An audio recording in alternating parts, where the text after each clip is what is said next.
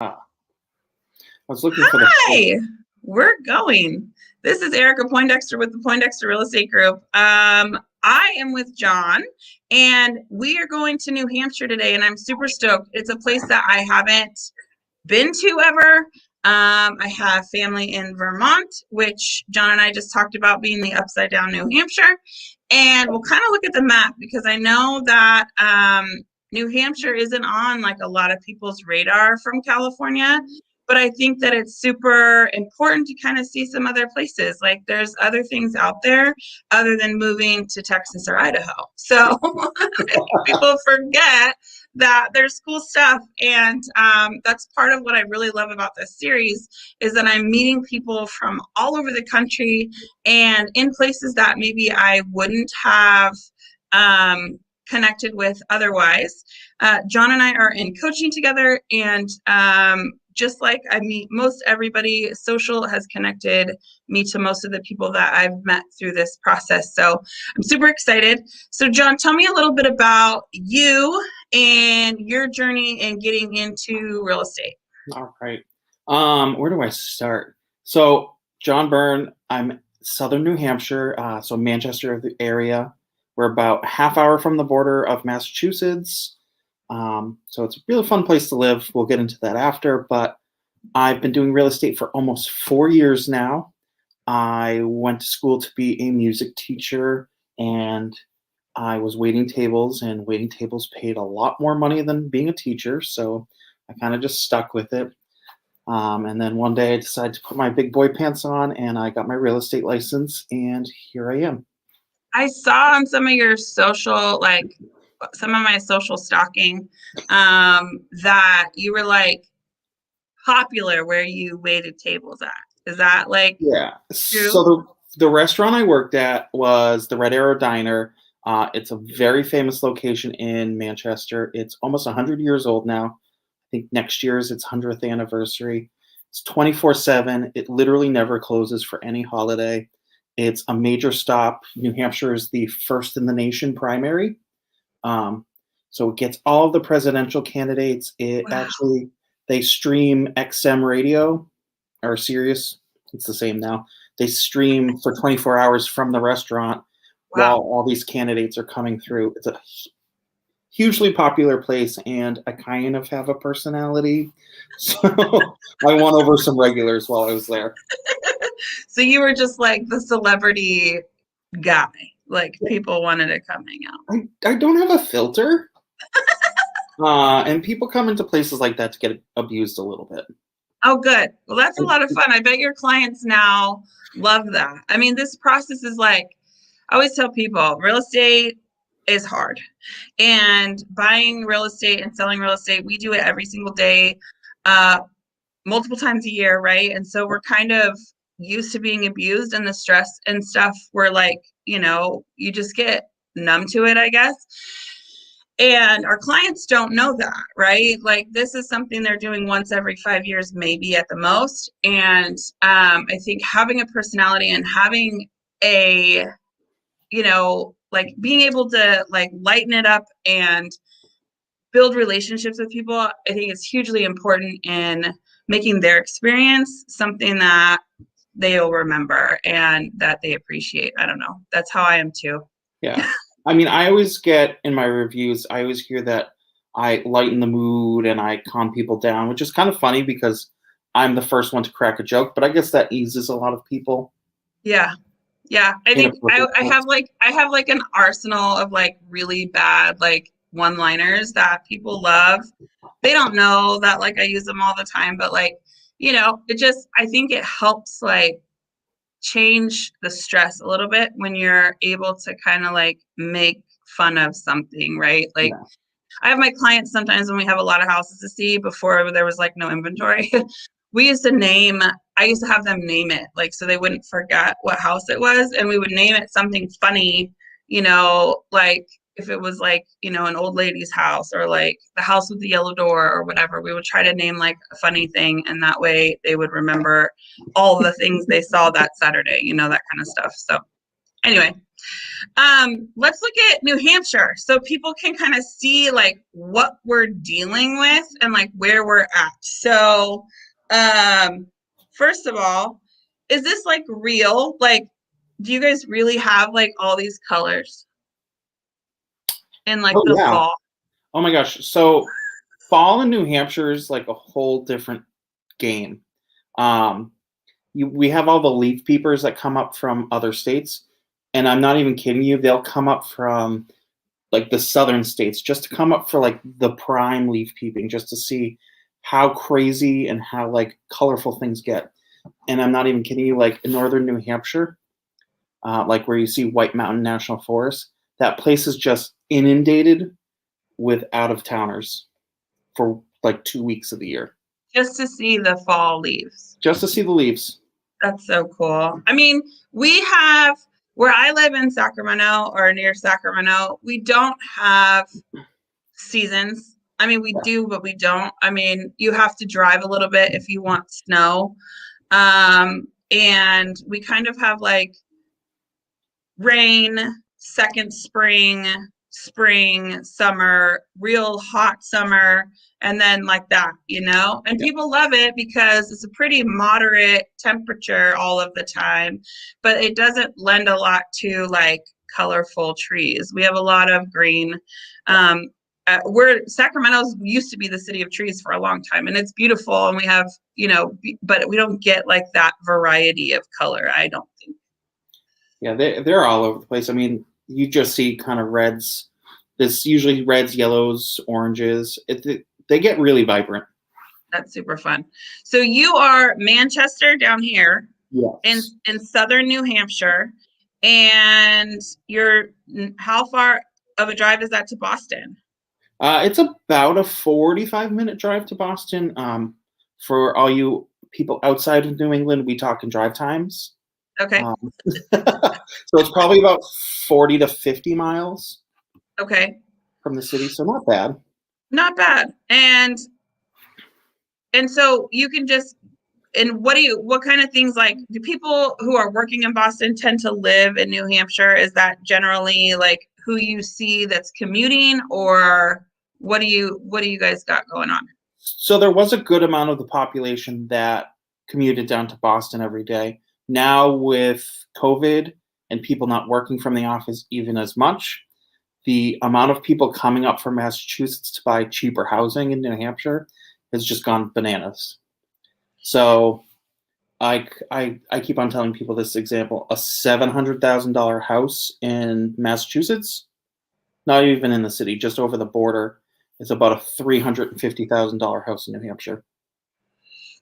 We kind of have a similar pattern. So we're about 2 hours from San Francisco, hour and a half from San Francisco. And so we had a lot of commuters that would go into the city every day. Uh-oh. And are you frozen? Are you good? Okay. We would have a lot of commuters go into the city every single day. And then now it's definitely not as much, for sure. For sure. Oh, we lost him. Boop. Maybe I'll get him back in a second. Hold on.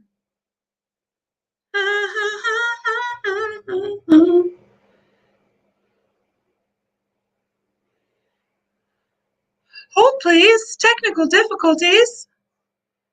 Let's see if we can get him back. I'll just sit here by myself and talk to myself about New Hampshire until we get him back. Nope. Nope. Nope. Nope. Ah, there he is. Oh my gosh. I don't know what happened. That's okay. It's technology. We can't, you know, rely on technology every second. No. Anyway, so I was just saying that commuters from San Francisco tend to come into my area for a very similar reason. So anyway, let's look at some properties and talk about a little bit about the area. Like I say on every show, I use 500,000 as the median as the home price that we like to look at where we're going, because that's our median home price here. Although with our low inventory, it's creeping up quickly, but it's a good kind of base idea. Like, although your median may be higher or lower, it's a good way to like apples to apples, in my opinion. So that's why I do it that way. So first of all, let's go to Londonderry. So tell me a little bit about Londonderry, and this is 500,000. You get 4 bedrooms, 1 full, 1 3/4 bath, and a half bath. What's a 3/4 bath? We never call it that. Is that just a shower, no tub? So that's yeah, exactly. A shower, no tub. Okay. Yeah, we just call it a full bathroom if it has any kind of shower or tub or whatever, but difference in things. So tell me a little bit about Londonderry and like what we can expect there. So Londonderry is it's a bordering town of Manchester. Manchester's the biggest city in the state. Londonderry has a lot of people go there for schools. It's a very quiet area, but there's also a good amount of shopping, restaurants. So it's like small town with nice features, basically. This house is cute. And it's real close to the highway, so it's actually, because it's south of Manchester, it's still a good commuting area. It's a really nice area, honestly. I like that sink. I know. I really like this kitchen. So for 500,000 in this town, this is standard for what you'll get, or is this? I would say the median in Londonderry is just a little bit lower than 500, but I mean, my Southern New Hampshire, it's about 350 is our median price point right now. Okay. Oh, how pretty. Look at all that. Yes. It's a nice little 3-season porch, and it has an acre, which is good for New Hampshire. Do you guys get snow? Oh my gosh, so much snow. Shh, don't tell Californians you get a lot of snow. They'll be like, I don't know. Humidity and snow. We always get a little like freaked out about humidity and snow. I love this. Look at that cute porch. Oh man. So Manchester, this is like in town Manchester. So this is 474 900. You're getting 5 bedrooms, 1 full. So you're getting 4 bathrooms, almost 3,000 square feet. That's cool. That's a lot. See, we don't have these kind of porches. I mean, we do, but not like all the time. That's super neat. So this is 1900 was when it was built. And for New Hampshire, that's actually not. Iron was built in 1940.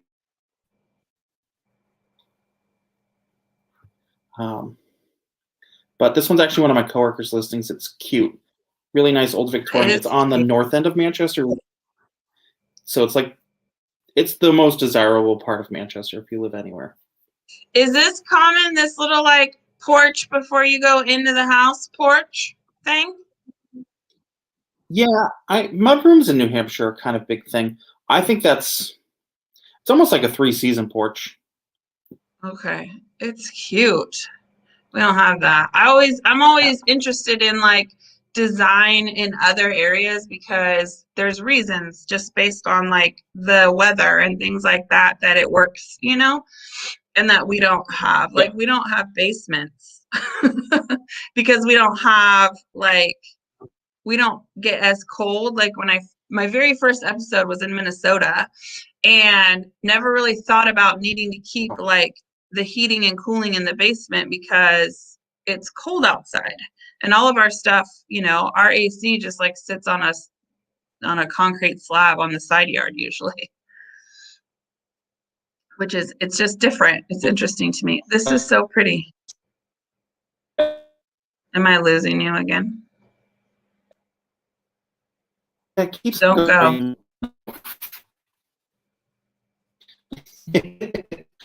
You're breaking up, but that's okay.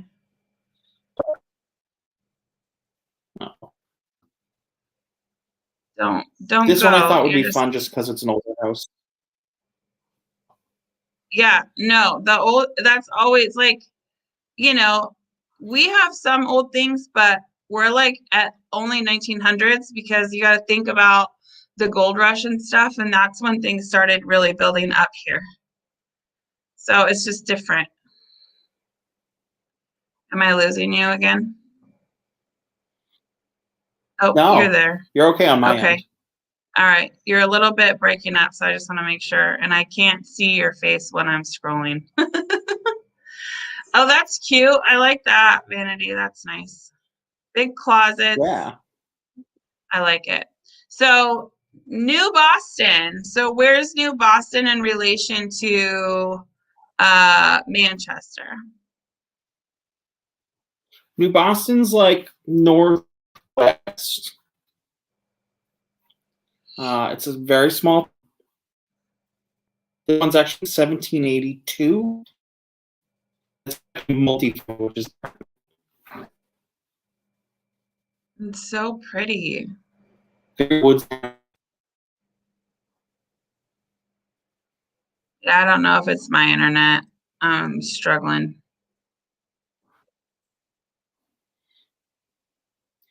I switched to a different internet just to be safe, but Okay. You're back now. I don't know. It's just weird. It's like I don't know if it's just somebody in my office. Maybe they're doing something. I like these maybe. cabinets and I Right? like this. What is it got? A coffee bar? Yeah, that's what it looks like. I'm sure it used to be a fireplace or something back in the day, but they've repurposed it. Yeah. I love all the wood like detail and the beams and all of the like old wood. That's so pretty. So what do they do this? So just out of curiosity, that looks like the barn, I guess, but do Yeah. they have to redo some of the like old, like when they have like something super like old like this, redoing the windows and all of that seems like such a project, or do people just leave the old glass? It depends. Some of them do leave the old glass. Just if it's registered with the historic society, they might have to leave as much of the Mm, original as possible. Um, but you do see some older houses that do have replacement windows in them. some of that. I don't know. Weird things I think about, right? Um, so how do you say that? Hooks it? Hawks it? Yep, What are we saying? hooks it. Okay. Hooks it. So Okay. hooks it's the next. Again, it's a bordering town of Manchester. It's north of Manchester. Um, Hooksit's an interesting area because they actually have many schools they can go to. They actually have lots of options. So this one's actually a pretty new build. I think it was 2017. That's cute though. And I like that they kept that style, right? Like, again, this is always like my California glasses. Like, we just don't have that style of, like, that's just not a popular style. And I think that it's cool. I mean, colonials are huge in New Hampshire. I mean, they date back to the 1700s. So it's fun that they've kept that style alive. But there's huge like brand new subdivisions that it's just all colonials. So sometimes they get a bad rap. It's because they just don't let it go. Like, Yeah. they just keep it going forever. Sorry, I messed up my slides. Oh, I thought you were about to So, start being Frozen. and see, like, ah, that's so cool. That's so pretty. I love that. And so we've got what happened to here? Okay. Amherst, New Hampshire. 479, 2,500 square feet, 4 bedrooms. I I I mean, you're getting an acre and a half. Like, you're just, Yeah. even here where I'm at, I do a lot of rural property, and you're just not getting that much space in a house and land for that at all. At all. No way, Jose. Uh, So Amherst is a really cool town. I like it a lot. I don't know if it's official, but it has so many old homes in it. I actually just drove through the little downtown area last night, and everything is all from the 1700s, early 1800s. Um, Beautiful architecture. This is a fairly newer build, but still a really cool town. Yeah, super cool. And like, is it like a Hallmark movie? That's what I imagine when you say all that. Honestly, basically, there if you're in the historic village of Amherst, your house can be white or it can be white. You can't, you have to be white or white. Like you can't paint Yeah. it just because of the historical stuff. Yeah. Oh, we're back at the beginning. Yeah, I mean Sacramento, so downtown Sacramento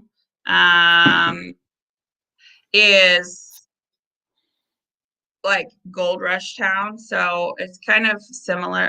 Well, like there's just a lot of history, but I don't. And some of the houses will have like historical society like restrictions on them, especially like in Midtown and that kind of thing.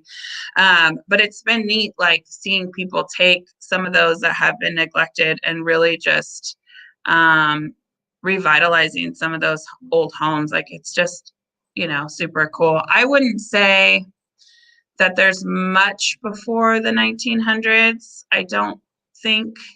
I've never seen anything in the 1800s because, I mean, when did they come? Was it like 40, like 1849 maybe? And so by the time they're building cities, it's already the 1900s. So there's not really a ton super earlier than that, but it's, we have living history stuff and all of that in Sacramento, and it's all gold rush related. Makes sense. I didn't even think of that. Yeah. Yeah. Things things you get to know. Well, I really appreciate your time and I thank you so much. I guess I always like to finish with what's your very favorite thing about living where you live? Oh gosh. So New Hampshire's a really fun area to live. We're about an hour drive to pretty much everything. We can hit the Maine border in an hour. We can hit Vermont. We can hit Massachusetts. There's beautiful lakes region up north. You can hit the White Mountains for hiking. You can go down to Boston for amazing restaurants. It's just a cool place to live. There's just anything and everything you want to do is here. That's awesome. Yeah, I love that. I think, like I said at the beginning, I think it's a place that is overlooked as far as from California leaving because people tend to not go all the way to the East Coast. Yeah. And I think there's an assumption about the East Coast being an expensive place to live because of New York and Boston. And you think that, that's kind of, everybody has their just like preconceived ideas of what things are. And you don't really think about any affordability over there. So I love that a lot. And yeah, so. And we don't have sales tax. Oh, no sales tax. Yes, Yeah. that's always They get good. they get you in property tax, but I've seen it kind of go like several ways as I've done this series where, some places have low property taxes. We haven't really talked about sales tax, but like a lot of people go to Oregon because there's no sales tax in Oregon. So they'll move from California to Oregon, but then Oregon does have higher property taxes as well. But it just depends, I guess, lifestyle wise, what you're going to do. Well, thanks a lot, and I appreciate your time. no problem. If anybody out there is thinking about moving to the East Coast, I would love to connect you. I've got John here in New Hampshire, my girl Holly down in Southern Maine, and it's been a good time. So thanks again, and I look forward to connecting with you soon. Yeah. Thank you for having me. Yeah, you're welcome. Talk soon. Bye.